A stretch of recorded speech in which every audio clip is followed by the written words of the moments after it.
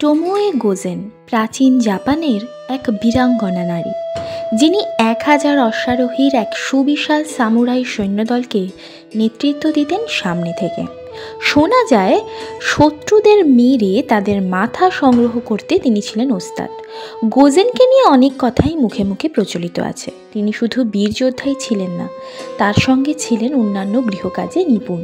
তার ঘন কালো চুল ও আত্মবিশ্বাসী মোহনীয় রূপ আকৃষ্ট করত অনেককে। টোমোয়ে গোজেন একজন সামুরাই।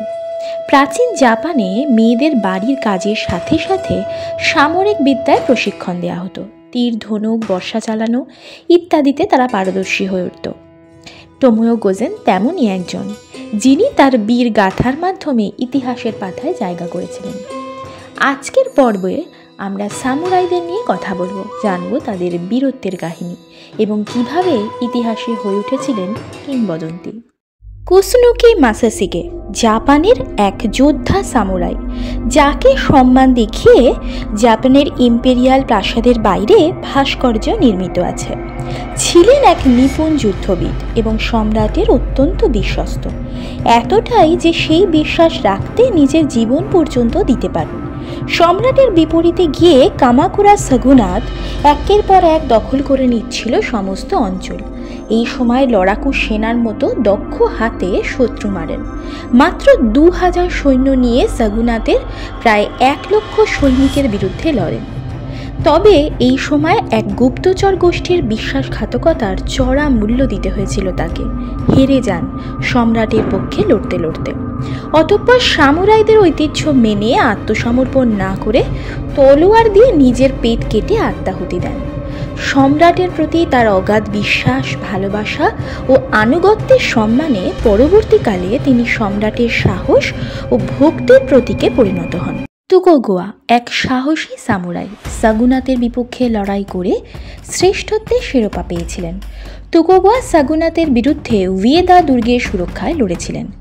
1614 সালে ওসাকার অবরোধে তিনি তার বাহিনীকে চূড়ান্ত নেতৃত্ব দেন। তবে সে সময় সাগুনাত বাহিনী শীতকালীন প্রবল ঝড়ের কবলে পড়ে ফিরে গিয়েছিল। গ্রীষ্মকালে শক্তি সঞ্চয় করে ফিরে আসে। তখন সুবিশাল সাগুনাত বাহিনীর কাছে পরাজিত হয়ে স্বেচ্ছা মৃত্যু বরণ করেছিলেন তুকোগাওয়া। জেসুইট ধর্ম প্রচারক আলেকজান্দ্র 1579-তে ইয়াসুকেকে দাস হিসাবে নিয়ে আসেন জাপানে। আফ্রিকান কৃষ্ণাঙ্গ এই মানুষটির কুচকুচে রং দেখে জাপানিরা হাসাহাসি করে। তারা কেউ কেউ গায়ে দাগ কেটে পরীক্ষা করতে চায় এটা আসল কিনা। আসলে এর আগে তারা কখনো কালো মানুষ দেখেনি।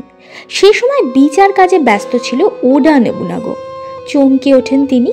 বাইরে এসে ইয়াসুকেকে দেখে তার পছন্দ হয় তার দৈহিক গড়ন ও উচ্চতার জন্য। নিজের একান্ত সঙ্গী ও ব্যক্তিগত রক্ষক ঘোষণা করেন। কিছুদিন পর তাকে সামুরাই পদ দেন এবং দেন অসংখ্য উপহার। তবে ভয়ঙ্কর এক যুদ্ধে ওডা নোবুনাগার পরাজয় হয়, তিনি মৃত্যুবরণ করেন। বিপক্ষ দল ইয়াসুকেকে বন্দি করে, কিন্তু শেষ অবধি তাকে জেসুইট ধর্মপ্রচারক হিসেবে ফেরত পাঠায় তাদের কাছে।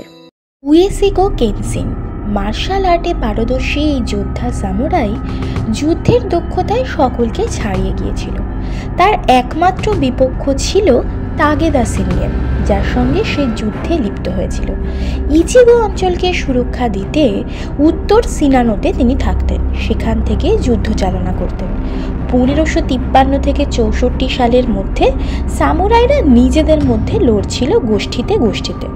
তখন কেনসিন সিনগেনকে প্রায় যুদ্ধে হারিয়েই ফেলেছিল।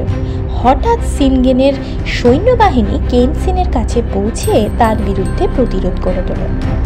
ওদিকে কান্টো অঞ্চলের হোজো গোষ্ঠী সিনগেনকে লবণ দিতে মানা করে।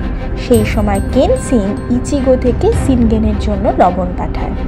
1573 সালে অপরপক্ষের সঙ্গে যুদ্ধে সিনগেনের মৃত্যু হলে কান্নায় ভেঙে পড়েছিল কেনসিন, যা সামুরাই বাহিনীর ভেতরের মমত্ববোধকে প্রদর্শন করে।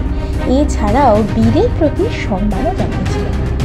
তাগেদা সিনগেন এক কিংবদন্তি নাম।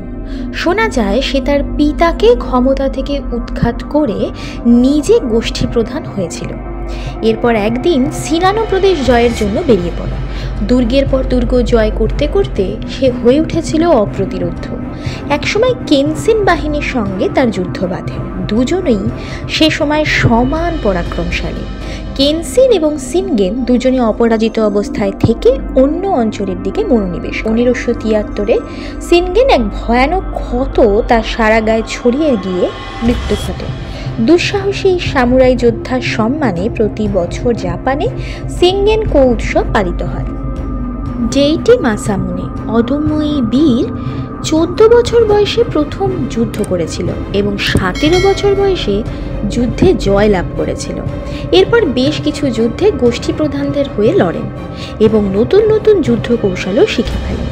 1604 সালে সেন্ডাই শহর প্রতিষ্ঠা করেন এবং কূটনৈতিক কাজের অংশ হিসেবে প্রথমবার মেক্সিকোতে জাহাজ পাঠিয়েছিলেন।